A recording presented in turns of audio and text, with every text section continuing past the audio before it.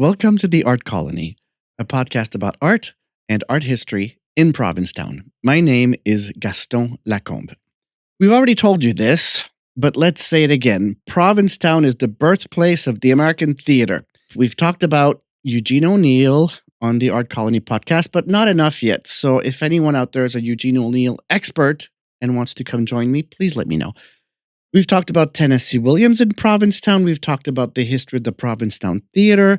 We had Jonathan Richardson on to talk about his fantastic new musical, The Jack of Hearts.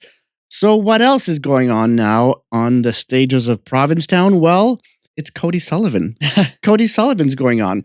For the last 7 years, Cody Sullivan has been electrifying the stages and non-stages of Provincetown with improvisational madness, with side-splitting humor, and a wholly innovative approach to entertainment. He cannot be ignored, and that is why we have him as our guest today. So hi, Cody. Hi. How are you? I'm very good. How are you? I'm good. I'm so happy you're here today. Yes, thank you so much. So tell our listeners, who is Cody Sullivan? Cody Sullivan is a very anxious, isolationist, hermit person who lives in Provincetown. I moved here 2019. We've been doing some improv for a little bit, doing some solo improv and drag, and then we do some community theater, and then some straight plays, and then I do some solo plays, and I yell at people at Kohi. Oh yeah, you do that. Yeah. So where does Cody come from? I grew up in Wrentham, Massachusetts, so we have an outlet mall, which is why people know Wrentham, but Helen Keller also lived there, and I believe she died there. I just know it from the mall. Okay, yeah. Then I went to school in Boston, went to Mass Art, publicly funded art school, only one in the country. And then I moved to Chicago, and then I came back to Massachusetts. Now, you skipped a whole lot there. So I know your art is very much based in improvisation. Yeah. So when did you start doing this? I started when I was in college. I was watching, I started to really get into Tina Fey and to Amy Poehler and to the British comedian Julia Davis and Amy Sedaris and all these people. When I would read about their lives, all of them had first studied improvisation. That's how I heard about it for the first time. And then I started taking classes in Boston and kind of immediately fell in love with it, but also immediately was like, this isn't exactly my people. In Boston, the improv scene at the time was it's vibrant and amazing. And they definitely are my people, but there wasn't a lot of gay people. And it was kind of not broy. It's broier in a lot of other cities, but it was definitely dudes but the women, when I was there, the women were kind of finally taking their place. And there's some amazing improvisers in Boston, Jackie Arco, one of my angels, Christine Cuddy. Those people were my teachers, and they were who really inspired me in Boston. And then I was watching an interview with Tina Fey, and she said, if you want to do improvisation, you have to go to LA, New York, or Chicago. And then I looked up rent in New York. I was like, well, I can't afford to live in New York. And then I never wanted to go to LA, so then I went to Chicago. And how was that? I loved Chicago. I moved 2014, as a young gay person who has no money. Chicago is the best city that you could possibly move to. My rent was $400 for a one bedroom. I was right by the lake. In Chicago, for people who don't know, there's not just one gay neighborhood. It's kind of like the whole north side is gay, has its own gay neighborhoods. When I went to Boys Town, I was like, it's not really my people. And then you go up the neighborhoods and you're like, oh, my people are just more north. And you find such incredible things. The food is so cheap. The food is so good. And when I moved and started doing improvisation at the IO Theater, everyone also was a 23-year-old who just graduated and was going to do this. So it kind of felt like an extension of school or camp or something. And when you have an obsession, everyone was obsessed with it. And that was the difference between Boston and Chicago. In Boston, people did it for fun. And then in Chicago, it's you're serious. And I love competition. So I really loved that. So yeah, it was an amazing time. And why was Chicago specifically like you said, Tina Fey recommended. Yeah. Um, did they have specific theaters or specific people Yeah. attracting you there? Yeah, the theater, the Improv Olympic. You can't call it the Improv Olympic because there's like a lawsuit with the Olympics or something. So you call it the IO. But Well, we have to edit all of this out. yes. Okay, the IO. Yeah. Like all of the people on SNL that you probably love, if they were in Chicago, they performed at the IO as well as Second City. It's kind of like the lesser known sibling. Yeah, I had heard of Second City, but not about IO. The difference of those two theaters and what attracted me to the IO rather than Second City was seen as more commercial. Or you're going to Second City to be in mainstream television. Like you want to be like on television. Whereas the IO, you kind of still wanted to be on television, but it was much more artistic. And like the Second City, you wrote a show and you did it like by this formula, and it was very formulaic, I guess, how you created things. And it was a lot about sketch, and I was much more interested in improvisation and improvised theater, and that was very the IO. And the people like Elaine May basically wrote the rules of how we improvise right now, and the people she was working with started in Chicago and then went to St. Louis and came back to Chicago. And so yeah, that history of like the beginning of improvisational theater really, really inspired me. And that theater in particular really excited me. So if someone's never been to an improvised show, maybe describe to us, what does it look like? What does it feel like when you're doing improvisational theater compared to, scripted theater? Something that I have always liked is like I either want it to be really pretend or I want it to be really real. So like I'm so happy to see like a Shakespeare production. But something that's like trying to be realistic but isn't doing it well enough is just like so awkward to me. So I hate theater like that. Like that's like so uncomfortable for me. So improvisation was amazing. And the thing that I will say there's something that to make clear is like there's a lot of really bad improvisation. Like really bad. Like most of I think what people see is probably bad. But in Chicago there was so many incredible groups that did. I think like honestly I've seen the best theater in my life has been improvised. I don't think cuz nothing. So basically, what I like a group like the late '90s who I was obsessed with, or there was an all girl team, Superhuman. They'll come out, be like, "Hey, everyone, this is who we are." Well, they'll introduce the actors, and then they'll just say, like, "Give us a suggestion of something. It can be anything you want." And just within like a half hour to 45 minutes, they will go off and create. And a difference too between Second City and IO before I get to the theater is like Second City, you'll have a structure of how you're going to improvise. So we'll get this, and then we'll do these things, and then we'll go do this. But at the IO, it was just a free for all. And it really was incredible. And the thing that is delicious about improv is you're seeing, like when you're writing a staged play, if you're wanting there to be some journey of symbols and things, you plant little seeds at the beginning, and then at the end, you're kind of tying them together.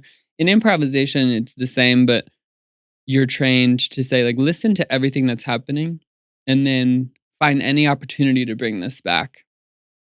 And so they'll be one of like that's why it's so thrilling, and you can tell really good improvisation because when you're watching a 45-minute show, and all of a sudden, out of nowhere, something everyone's forgotten is being brought back right at the end, and then you're like, how did they remember? It's this shared experience of complete awe.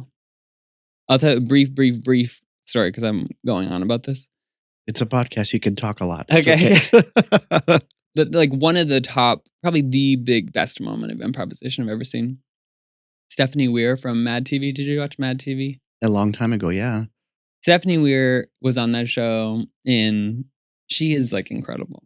I am obsessed with this person, but her and her husband, Bob Dassey, invented a form of improvisation where you sit like we would be, and we would address the camera, and we would be in an interview, and we'd be sharing stories with this imaginary person. And then after we've gotten enough information, we would jump out into scenes. And then we could always return to this couple who's being interviewed. And it's a really good technique and it's really helpful. And they were doing a scene where he was in bed in a hospital and she was his nurse. And there was like something really awkward about how the scene was. And it was kind of unclear. There was like a tension between them, but it was unclear why. And the show was like an hour. And at the very end of the show, she gets so frustrated with him. And then you see her as if he was in a bed and had like a curtain around the bed. You see her walk and pushing the curtain away. But no one in the audience knew that the curtain was there, but you could tell she knew the curtain was there the whole time and then just revealed it to us at the end. And I remember just like goosebumps on my whole body, just being like, how... It was just one of the most brilliant things I've ever seen. So that's why I love improv, because of that. I like you're seeing it be created. Mm-hmm. And you came to Provincetown because of the improv scene? No, because gay people notoriously hate improvisation as a culture. Okay. As a culture, it's not a part of our culture. It's not a part of I think because it's such a bro thing, it has been historically such a bro-y dude thing, that gay people don't love it. But I think if gay people saw the women performing in Chicago that I have seen, that they would like it. But no, I came to Provincetown. All my friends moved out of Chicago. And I was spiraling. You know? Wasn't doing that great. And then I was like, oh, I don't want to be in the city. I want to be in nature for a little bit. And then I thought I was going to move to Portland, Oregon. And then I came to Boston, was staying with my best friends. And then they brought me out here. I hadn't been here as an adult. I have like one vague memory of being here at like 12. And I came here and I was like, whoa. I remember we drove in on a Friday on like a gallery night. And I remember being like, oh, because I also paint. And I went to school to be a painter first. And then I transferred to do performance. I was like, this is kind of amazing. And then it was in September. So it was like the best time to be here. And I just fell in love. And then there was a winter rental. So then I just moved. But every time I've tried to do improv here, no one really wants to see it. No one really likes it here. My first introduction to you in this town, I think, was through improvisation. It was Saltine. Yeah. They like, if it's in drag, they might like it. So tell us about Saltine. Saltine is an amazing woman. She was she's an art historian. She is a librarian. She's the former financial advisor for the Ford administration. And she aged very well. She stopped aging at a certain point, but she's my godmother. And she started coming out in Chicago in the drag scene. And really like Chicago also. Chicago is just incredible for all the arts across the board. In drag, really, Chicago has amazing drag. It's a great place to learn how to do drag.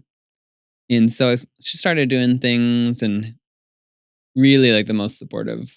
Like if you think like P-Town likes freaks, Chicago loves freaks. So Saltine fit really well. And then when I came here, I was like, oh, I want to take a little break from performing. And that was in September. And then I was like, okay, it's March was coming. And I was like, oh, I'm going to do a show and reach out to the Commons. They're like, oh yeah, do a show. And Saltine has an art history lecture. So I was like, I'll do this art history lecture. It'll be perfect. And then COVID happened. I was like, oh, we're not going to do that show inside. But then Karen Capato told me that if I ever wanted to do anything outside, we could do it at the Julie Heller Gallery on the beach. And so, yeah, Saltine started doing some improvised storytelling, like kind of folklore, interactive performances. And that's where a lot of people met her in town. Now, how much of these Saltine performances were, if not scripted in advance, imagined in advance, or how much was completely imagined on the spot? All of those were completely imagined. Yeah. So the whole story about exile and all of that exile was, so the structure of like, I'm going to tell a story about people that got evicted from P-Town or people that lost their housing. So that was there. But the stories themselves would be improvised. So, all the people who got pushed out of Provincetown ended up on exile. Yes. Like the Eggs Island. It's a great play with words. I love exile. Yeah, every person that has to move because of losing housing, as they're leaving town, a boat comes out from the harbor. And the boat is run by like 1,000 electric toothbrushes. That's the motor. And Saltine will come and pick you up and bring you out to exile. And like every building that we love that gets torn down to make a horrific looking condo, those get rebuilt. As they're being torn down in Provincetown, they're being rebuilt on exile. And Saltine's still doing that nowadays? Yeah, she's actually, Saltine is planning a comeback. Oh, she is. She's planning a comeback. What's the story about the makeup? That's not makeup. Oh, that's not That's just her makeup. face. No. She's just, Saltine's naturally blue. Mm-hmm. When Saltine started coming out in Chicago, it was women's makeup. Yeah. It was always like a little extreme. Now it had the mustache, Mm-hmm. but it was like, I'm gonna say it was kind of beautiful. I'm gonna go for that. And then when I came here, but I always hated putting the women's makeup on my face, like the real makeup, because of the chemical. I'm very afraid of chemicals and things, so like synthetic chemicals. So then I was like, oh, well, I don't want to really do this anymore. And then I was like, well, what about like face paint? And then I Googled like eco-friendly kids face paint and found this place in Oregon that makes this. And so I started wearing it. It cracks immediately. So it doesn't look so beautiful, but it's a little kabuki, which maybe. It's very much kabuki. It's true. Yeah. It does have that feeling. Which it Yeah. wasn't. I'm sorry if that's cultural appropriation. I don't mean it. But not to that extent. No, it's not a direct Yeah. kabuki face, but it's definitely nods Uh-huh. to it. But it's clown. It's clown. Yeah. And you said Saltine's on her way back eventually? So I think it'll just be over the airwaves. Oh. I think she'll just okay. be I don't think she comes out every year to do something for the Commons. So once a year she'll come from exile to do something, usually like the Pie Festival or Jimmy Lee's fashion show. But she'll be, I think she'll be making some call. I think people are really distressed by what's happening in the world, and I think they need her right now. So I think she'll be reaching out. Welcome back. Just a reminder to follow us on Instagram at The Art Colony Podcast. And also, if you want to help us out, you can go to buymeacoffee.com, look for The Art Colony Podcast, and you can leave us a tip. And these tips help us maintain this podcast on the air. So thank you for all those who have been helping. And go to buymeacoffee.com to help us out. I read somewhere, or maybe I saw a video of you talking about linking Provincetown with Pompeii. Oh yeah. And I thought that was such a fascinating idea. And, the way you process that into your Saltine character and other plays. Tell us more about that. Well, yeah, that was I started really thinking about that when I was writing the Dunin, the play Dunin, that we yeah. did this last fall at the Gifford and had a reading at the Provincetown Theater. I was like, okay, I want to write a play. I want to write a play where Katie is the lead. I want to write a play where Katie is a guest house owner. Because that has interested to me about Provincetown is the tension of like when you own something, you're all of a sudden everyone is very invested in what you do with it, and you have a lot of responsibility, like to history or preservation. Like that's interesting. Like anywhere else in the world, you can kind of just buy a house and it's not that big of a deal. But if you buy a house here, it's like you own history. And you're going to hear about it on Community Space. Yes, you're going to hear about it. You're going to get called out. There's a ton of people who are going to be a part of every decision that you make about your own home. But that interests me because I also really want that to be true because we don't, how many places do we have that feel old like this? I love old things. But I was thinking about that and then I was like, oh, what, like, if a volcano exploded and we got drenched in lava or pumice, and then someone found us in 1,000 years, like what would they think this town was? Like what would they think about all these things that we have? And that really, really interested me. And then when I was thinking about Pompeii, it's like, oh, Pompeii was a seaside resort for the rich of the surrounding major cities. And it's like a sexual, very intensely erotic place. And like the parallels between Provincetown and Pompeii are so clear and so interesting to me. And the decadence and this notion of like decadence is gonna like bring upon destruction, like these like historical references we have to that. So yeah, that was what was interesting to me. I love the idea of like in the play in the Dunin, there's like a young boy who does the report Yeah, about well, what. you just said the young boy, and I started laughing right away because you play the young boy, and you have this annoying high-pitched voice that Yes. you can't ignore. You cannot ignore. Yeah. It hurts to do that voice. But that was funny to me. Like, what would, and then because that double layer of like, what would someone who didn't know what modern gay culture is like, what would they say about this? Like, what would they think this was? And like, what would if a child didn't know what was happening, what would a child think was happening here? I thought that was interesting. So tell us more about The Dune, and it's a play that you wrote. This was not improvised. No, this was a written play. Yeah. It was a scripted play Yeah. in 2 acts. Yeah. Yeah. Yeah. I mean, it was kind of just one, but in like a couple sections. And you staged it was it just one night? Or With 4 nights. Oh, you had 4 nights, but Mhm. just one, what do you call it? Run. Yeah. For 4 nights at the Gifford House. And I went to the opening night, and I thought it Yeah. was absolutely fantastic. Thank you. First of all, I thought it was going to be like a parody of Faulty Towers. Which I also But- love. But it was not. Okay, yeah. The Dunin was yeah, I actually it's funny, like a lot of artists are like, oh, like I hate everything I do. I'm never satisfied. And I'm like, I kinda liked it. But I'm like, if you didn't like it, why are you doing it? I really loved writing that play. I really loved performing that play and rehearsing it with everyone. No,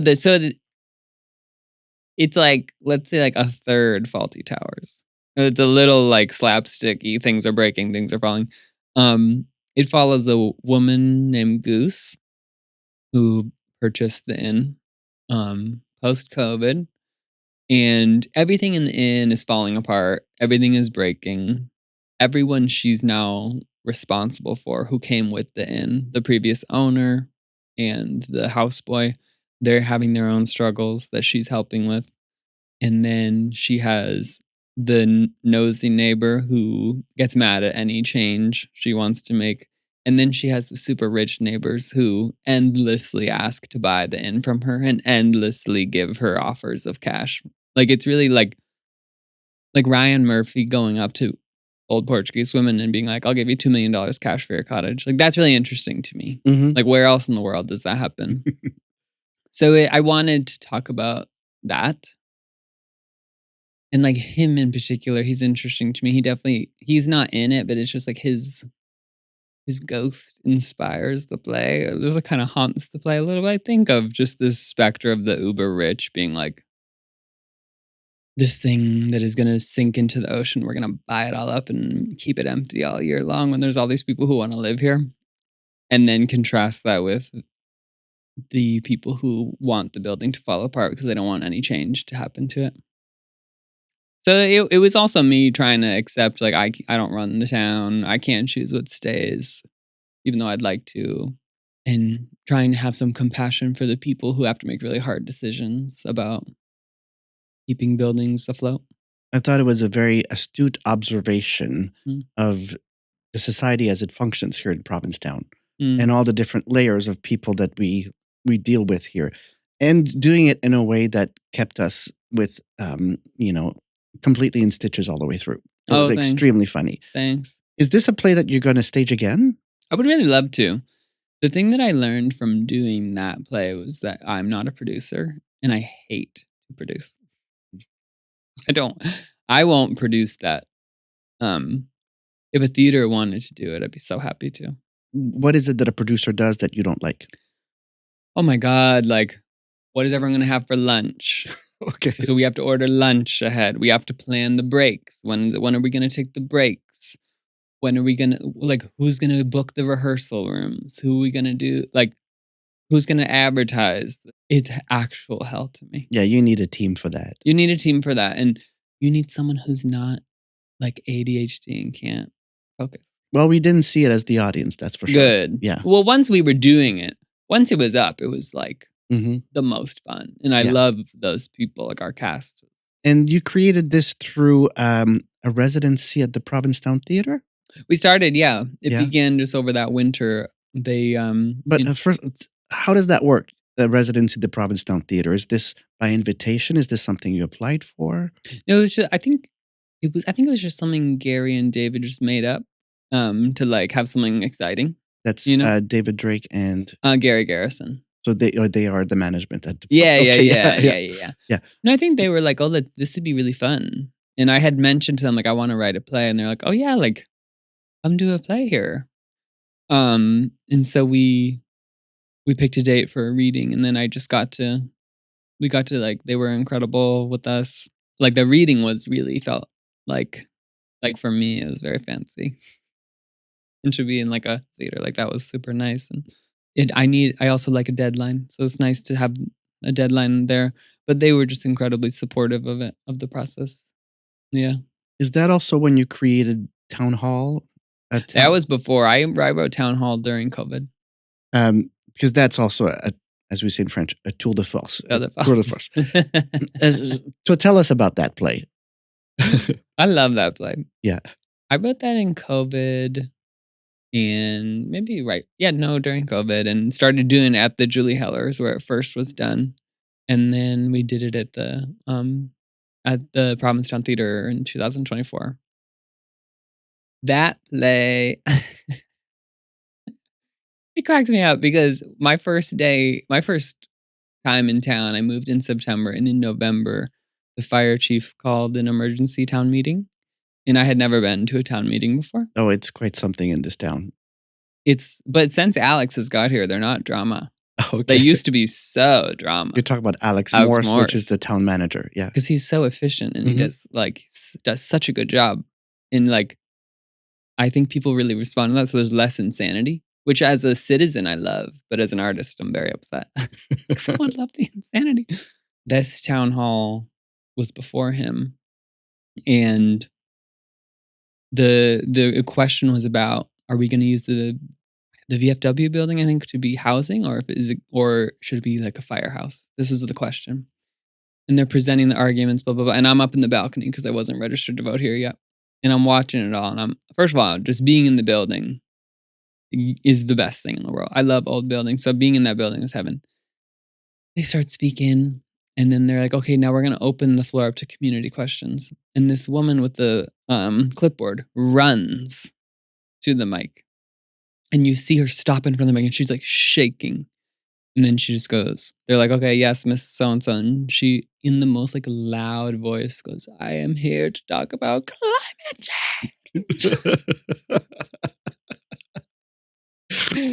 And I was like, took out my little notebook and just spent the rest, I would say at least 5 of the characters I do in that show were directly inspired from people. Maybe not at that town meeting, but at a town meeting. Because it has to be said that in that play, you play every single character. Yes, I should have said this before. The play itself is, I play around like 10 characters, the main character of which is the town manager, who is at town meeting. It's the beginning of a town meeting. We're trying to decide if we're going to cut down a tree branch on the public library grounds. The branch is dead. It's a danger. Could fall. And this should be 2 seconds. Yes or no to this. And we spent an hour with about, I think, like 8 different people giving their arguments. We should do this. But of the 8 of them, only like 1 or 2 actually talk about the tree. And everyone talks about other things in town. So it's very much like a real town meeting. It's a real town meeting. And it's like, I really love this. It's not fun when you got to eat dinner, but it's fun to watch. Yeah. If you've already ate. Nowadays, Cody Sullivan in Provincetown is very much associated with Cody Plays. Mm-hmm. It's a big event in the summer. How many summers have you done Cody Plays now? 3 summers. So explain to our listeners, especially those who have never been here, what is Cody Plays? So Cody Plays happen on Monday nights at the Gifford House. We do them monthly in the winter as well. And what happens, let's say Gaston is our guest, which you should be. Okay. Very soon. So if you are our guest, let's say, so the show is Monday, today's Wednesday. So let's say we're going to meet on Saturday in the morning. We're going to sit down just like we are now. And I'm going to say, what would you like to have your play be about? What would be funny for you? You would throw some ideas at me. We'd just chat, have a conversation. One of them would be funny to me. And then I would start writing. And then I'd say, who do you want to be in it? So you want Chad to be in it, who's doing the podcast. We're going to do the play about the podcast. Chad is my producer. We'll have Chad, the producer, come and be in it. We'll have other guests who you've liked come to be in it. Well, you'll be in it. Your husband will be in it, blah, blah, blah. And then I go and I start writing. And then each morning I'll send drafts of what I'm writing to you. Some guests are actively in the draft and making edits. Others don't look at it once. On Monday at 5 p.m., you and your crew, your friends who you've invited, and me and my crew of actors, we meet at 5 at the Gifford House. And we hand out scripts and we do a read through. And we add things, we take away things, we think of fun ideas, we plan it, and then we walk through it on the stage. And then at 7, Town arrives. And then we perform from our scripts. It's like 45 minutes. The show is free. And it's a barrel of laughs. It is. And if you can get in, because You can get it. because often it's completely jammed in there. Which we're so lucky.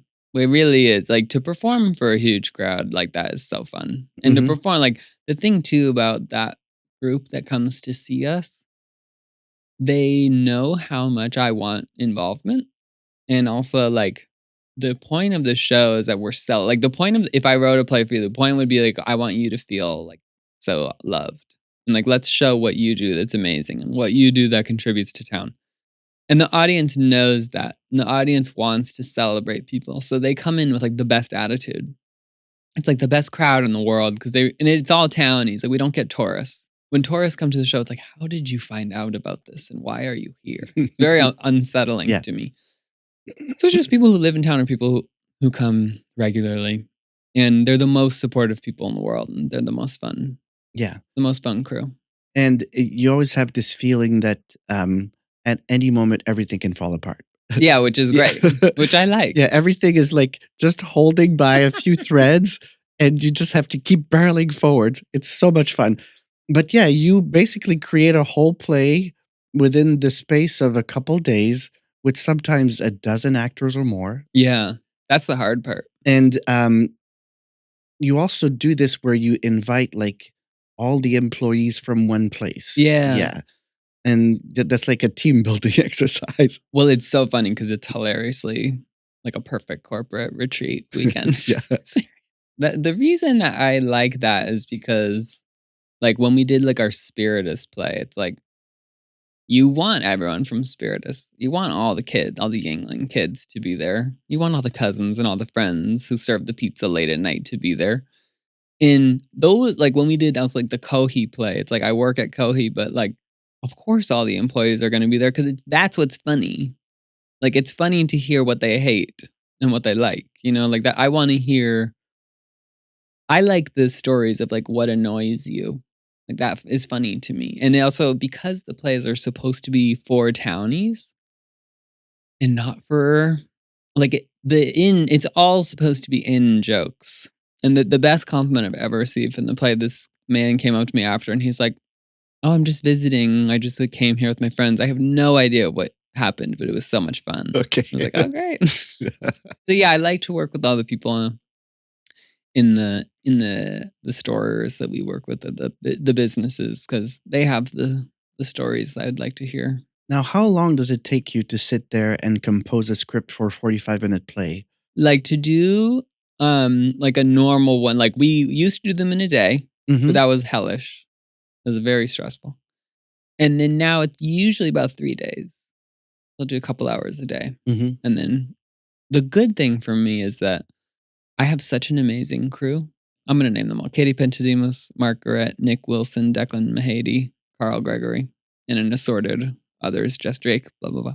These people are so talented that, like, one day this summer, I wrote a really bad script, like a very bad script. And I just was like, it wasn't a great mental health day. It wasn't it. And I came in and I said I texted them, I was like, come before the guest gets here. And they all got there and I was like, this is bad. This is a bad play. And I need you to help me. And they are incredible. And as we went through, they just had the best ideas, added so much. Most of them are writers themselves, added so many incredible jokes, tied things together, made things more clear. They're amazing. So I feel very lucky that I don't have to stress about it really being good because I know they'll make it good. And what's coming up for Cody Plays? So we have 2 shows in April. One is going to be April 2nd or the 3rd. I believe the 2nd. We're doing a play with the 8th graders because they want to go to Italy. Oh, true. So we're going to do a fundraising play Oh, for they the haven't 8th been graders. yet? They've been fundraising for a long time. I know that. Yeah. Well, I'm very excited that the 8th graders from the local Provincetown school are all going to Italy. That's going to be fun. Yes. So you're taking them on a Cody Plays Yes. So retreat? we're gonna try and trick people into giving them money. And we're gonna do it at FOC, which will be fun. Oh, yeah. And then we'll do a play. I have my new solo show that I am writing right now that will have its first premiere at the Wellfleet Harbor Actors Theater, the What Theater. That'll be April 17th and 18th. It'll be the Friday and Saturday, whatever those are. Yeah. This is why I'm really good at promotion. Well, you could put all these things on your website. Yes, they're all on my website. And your website is? CodyPlays.com. That's easy. CodyPlays.com. We can find all these dates there. So you have more Cody Plays coming. You have a solo show, you said? Yeah. What's this solo show? The solo show is, I'm still writing it, so I'm afraid to share too much about it. It's a little suspicious. It's like a little bit of our political climate and misunderstandings and historical connections. Mm-hmm. Is everything you do inherently a comedy, or do you also do stuff that's more serious? Like, have you seen Dairy Girls? No, I haven't. You should see Dairy Girls. And Lisa McGee is the writer of that, and she wrote a new show, How to Get to Heaven from Belfast. She's someone who I love because it's always comedy up front, and then halfway through you're like, oh wait, I'm actually invested and I care and I love these people and something sad is now happening and I'm in. Cody Plays are almost always 100% trying to just be comedy.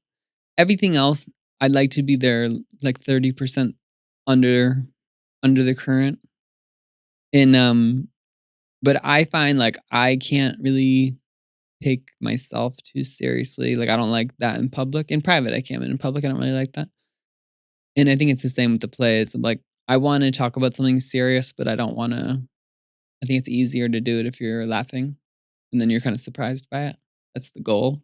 That's a good goal. It's a good goal. Yeah. And Cody Plays will be back during the summer, right? So yeah, we're figuring this out right now. Cody, we'll definitely be doing it weekly in June. And then I might not be here for the summer. Oh. So we might have the crew take over and do it. And I might like be writing, like editing scripts. We need to talk about. We need to figure it out. Okay. But definitely in June, and I'll definitely be here in September. Okay. Well, again, look at codyplays.com and we'll figure it out. Yes. So if we look far ahead, what big projects are coming up for Cody? So the solo show, I'm hoping to bring out of town into different places. And I am really looking to get back into improvisation. And for me, the thing with improvisation, I really want it to be theater and not comedy, or like focus like coming at it from a narrative standpoint versus like a sketch standpoint. So I'm going to be trying to do some practice with that and maybe trying to work with people outside of P-Town and bring some people up from like Providence or Boston and try and do those shows. But yeah, a lot of we just had a new reading of a play at the Wellfleet Harbor Actors Theater called A Keeper. I would love if that could be produced. We're gonna do some. Patrick Linehan rented out the space next to the Provincetown bookshop, so we're gonna do some really informal readings of some new plays that I wrote. So we got 2 new plays we'll read in March, which I'm excited about. You're quite prolific. What I like this is new play and this new play and this new play. I think it's something I've really loved, and all of the people that I love just don't like. You can't really think about it, and you just got to do it. And I'm not a person to overwork. Like if anything, I'm underworking things, or I love like Geraldine Brooks is like you just have to write. You just have to keep writing, and like everyone, Margaret Atwood, Annie Dillard, all those women, they just write. But Annie Dillard is so different. Like Margaret is prolific. Annie Dillard would like chew on her bone for 3 years before she writes anything or publishes anything. But no, I who knows if any of it is good, but just trying to do Mm-hmm. the job. I Well, guess it is my job, even though I don't really get paid for it. eventually, Eventually. that's what happens with the arts. You don't get paid for it for a long time, and all of a sudden you get paid for it. I'm hoping that's why P-Town is so special for so many reasons. But P-Town is the first place where I've been like financially supported. The Provincetown Cultural Council supports our work. The Arts Foundation of Cape Cod supports our work. The Commons, they support my work. So that's amazing. I've never really had that before. I've never had people really believe in it, or in what we're doing, or see the value in it. Like audience is always like I would have a little crew that always understood or liked it, but to have support from a town like this is incredible, and to have the audiences we have is like after performing in Chicago, like a big crowd of like 20 people. It's like, whoa, 20 people came to the show. That's amazing. And you make like $30. You're like, whoa, this is awesome to be here. I remember my first play. I did a play about a bathhouse called Hard Times, and they were being bought out by Amazon. And they were trying to fight being bought out by Amazon. The theme is always the same for all my plays. And I was wanting to move from P-Town. I was like, I don't want to be here. I always want to move, but then I never want to leave. But I was like, I want to move, and then I was like, I'm gonna do this play, and then I'm gonna leave. And then it was my first show in P-Town. It is a solo show, and I passed around the hat, and I made like $470. And I remember being like, I've never made this much money in my life. People are so supportive here. It's really amazing. Well, they're supportive because you have a reputation, you know? Your reputation is that you spread joy. Which is You very spread a sweet. lot of joy. No, I'm not just saying that. Whenever people mention Cody Sullivan, whenever people mention Cody Plays, they do it with a smile on their face Very because nice. it really spreads a lot of joy and happiness and kookiness in this town, and people really value that. So I'm very happy you're getting all these grants and getting all this support because you deserve it. It's so sweet. Yeah. It's very awesome, and I never really planned on doing these plays, that never was a part of my thought process. And it started just because I wanted more people to come to the show. So I was like, I'll invite someone new every week. And then it ended up being like a beautiful thing. And it's also like, like getting sober. It's like priorities change. Like, why are you doing the work? And it's like, oh, it is like an offering. It's something for people. It's not for me. It's for other people. And that's nice. Sounds a little schmaltzy, but it's nice. Well, I think it's very nice. And I think we would like you to stick around for a long time and keep on creating these pieces of hilarity and also serious ones. If you want to, we'll allow you that. Well, that is a nice thing. Now we're going to go on the speed round. Okay. The speed round, I give you two choices. Okay. You have to choose one. Okay. Okay. Scripted or improvised? Oh, that's horrifying. I don't want to choose. You have to. You have to. Is it my last play? Okay, yeah. Your last ever play. Scripted. Scripted? Yeah. Yeah. You feel more comfortable with that format? No, it's like if it's my last, I would really want to give it everything. Okay. Well, good. I've never had anybody impose conditions on my speed round. Okay. On the stage or on the streets?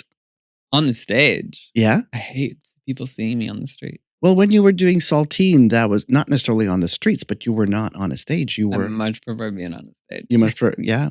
I mean, it's very romantic. Turns out you are traditional, scripted and on the stage. Look at that. Okay, next question. Summer audiences or off-season audiences? Off-season audiences.